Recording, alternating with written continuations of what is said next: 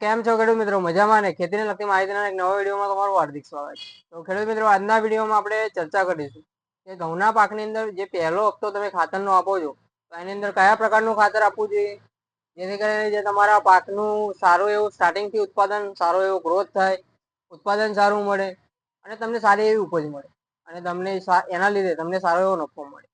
તો ખેડૂત મિત્રો, જ્યારે પણ તમે ઘઉંના પાકની અંદર ખાતરનો પહેલો હપ્તો આપો છો, ત્યારે આ પ્રકારના જો તમે ખાતરનો ઉપયોગ કરશો તો તમને સારો એવો ફાયદો થશે.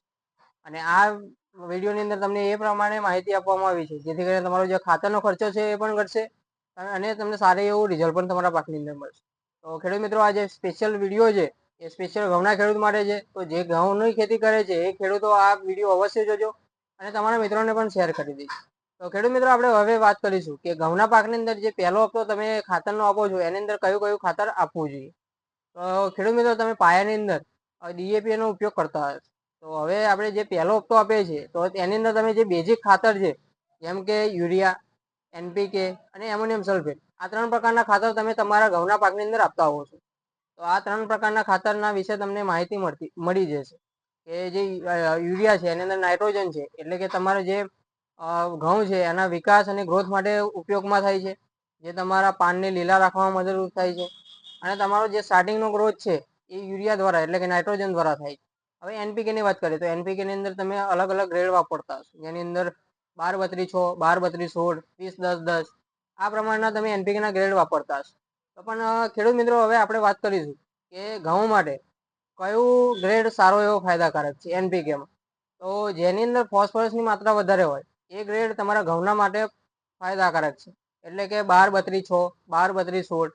જો તમે એનપીકે આ પ્રમાણના ગ્રેડ આપશો તો તમારા ઘઉં માટે વધારે ફાયદાકારક છે, કારણ કે ફોસ્ફરસ જમીન માટે અને કોઈ પણ પાક માટે મહત્વપૂર્ણ ભૂમિકા ભજવે છે, કારણ કે ફોસ્ફરસથી એ તમારો પાક છે સ્ટાર્ટિંગથી જ મજબૂત રહેશે, એનો ગ્રોથ સારો થશે, જે તમારા ટ્રેલિંગની અંદર જે ઉત્પાદન મળવાનું હોય છે એમાં પણ તમારા ફોસ્ફરસ છે સારો એવો ફાયદો કરીને આપે છે.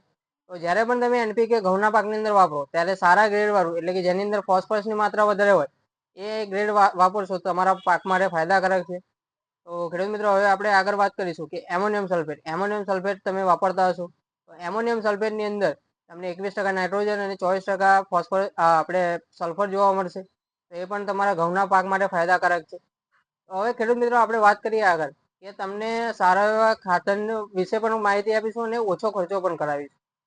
તો એ આપણે વાત કરીએ તો તમે જે યુરિયા અને એનપીકે ની સાથે સાથે જે એમોનિયમ સલ્ફેટ આપો છો, તો એમોનિયમ સલ્ફેટની અંદર આગળ જણાવ્યા પ્રમાણે નાઇટ્રોજન હોય છે, એટલે કે 21% નાઇટ્રોજન હોય છે.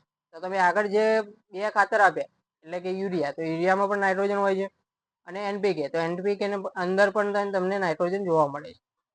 તો હવે ખેડૂત મિત્રો, એમોનિયમ સલ્ફેટની જગ્યાએ જો તમે સલ્ફરનો ઉપયોગ કરો તો તમારા માટે વધારે ફાયદાકારક છે, એટલે કે ઘઉં માટે વધારે ફાયદાકારક છે. અને સલ્ફરનો ઉપયોગ કરવાથી જે તમારી જમીન છે એના માટે પણ વધારે ફાયદાકારક છે. તો અને જે એમોનિયમ સલ્ફેટ છે એની કરતાં જે સલ્ફર છે એ ઓછું સસ્તું, ઓછું ભાવની અંદર છે, એટલે કે તમારો જે ખાતરનો ખર્ચો છે એ સલ્ફર નાખવાથી તમારો જે ખાતરનો ખર્ચો છે એ ઓછો થશે. અને ખેડૂત મિત્રો, ઘઉંની અંદર તમે સલ્ફર એનો 90% નો ઉપયોગ કરો, જેથી કરીને વધારે ફાયદો તમારા પાકની અંદર મળે. તો ખેડૂત મિત્રો, હવે આપણે વાત કરીએ તો જ્યારે ઘઉંનો પહેલો હપ્તો, ઘઉંની અંદર ખાતરનો પહેલો હપ્તો આપો છો ત્યારે યુરિયા, એનપીકે નો સારો ગ્રેડ અને સલ્ફર, આ 3 વસ્તુનો ઉપયોગ કરો તો તમારે જે બેઝિક ખાતર છે એ તમને મળી રહેશે તમારા જે ઘઉંના પાકને. તો એની અંદર તમને સારો એવો ફાયદો મળશે. તો ખેડૂત મિત્રો, હવે આપણે વાત કરીશું કે એની અંદર એવું કયું નવું વસ્તુ એડ કરીએ. તો જો તમે આધુનિક ખેતી કરવા માંગતા હો અને તમે આધુનિક ફાર્મર હો, એટલે કે ખેડૂત હો, તો તમારે એક નવી વસ્તુ એડ કરવાની રહેશે. એ તમારા પહેલા હપ્તાની અંદર આવશે. તો એની અંદર એ જે વસ્તુ છે એ માઇક્રોરાઇઝા છે, માઇક્રોરાઇઝા બાયો ફર્ટિલાઇઝર. તો તમે જો તમારા ઘઉંની પાકની અંદર જે માઇક્રોરાઇઝા છે એનો ઉપયોગ કરશો તો તમને સારો એવો ફાયદો મળશે. તો માઇક્રોરાઇઝાનું કામ શું છે? તો માઇક્રોરાઇઝા જે તમારા ઘઉં છે એના મૂળની અંદર એક જાળી બનાવે છે અને જાળી દ્વારા તમારા પાકને બધા જ પ્રકારના પોષક તત્વો પૂરા પડે છે અને તમારા મૂળનો વિકાસ પણ સારો થશે, એટલે કે છોડના ઘઉંના પાકના, જેથી કરીને જે વધારે પ્રમાણમાં જે જમીનની અંદર પડી રહેલા પોષક તત્વો છે એ તમારા છોડ સુધી પહોંચશે, એટલે કે જે પોષક તત્વો તમારા છોડ સુધી પહોંચશે તો જે તમારો જે તમે ખાતરનો વધારે ડોઝ આપો છો એ પણ નહીં આપવો પડે અને તમે ઓછા ડોઝની અંદર તમને સારું એવું રિઝલ્ટ મળશે. અને જે તમે ખાતર પણ આપો છો એ પૂરેપૂરું જો તમારા છોડને ના મળતું હોય તો એ પણ માઇક્રોરાઇઝા તમારા છોડ સુધી પહોંચાડશે અને તમારા છોડને સારું એવું કામ કરીને આપશે. જેથી કરીને ઓછા ખર્ચે તમારા પાકની અંદર બધા જ પ્રકારના પોષક તત્વો, બધા જ પ્રકારના ખાતર મળી રહે છે. જેથી કરીને જે તમારો ખાતરનો ખર્ચો છે એ અડધો થઈ જશે. એટલે કે આ રીતે તમે જો માઇક્રોરાઇઝાનો ઉપયોગ કરશો એટલે ખાતરનો ખર્ચો અડધો થઈ જશે. તો એ તમારા માટે ફાયદાકારક છે. તો માઇક્રોરાઇઝાનો ઉપયોગ તમારા પાકની અંદર અવશ્ય કરો, જેથી કરીને આગળ જણાવ્યા પ્રમાણે તમારા પાકની અંદર સારા એવા ફાયદા મળે.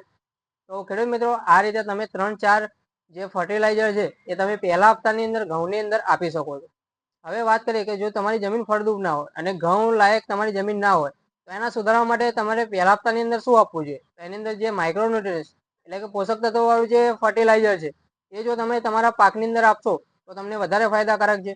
એટલે કે યુરિયા, NPK, સલ્ફર, માઇક્રોરાઇઝા, આના સિવાય તમે કોઈ પણ માઇક્રોન્યુટ્રિયન્ટ્સ વાળું ખાતર તમે તમારા પાકની અંદર આપી શકો છો, જે તમારા પાક માટે ફાયદાકારક છે.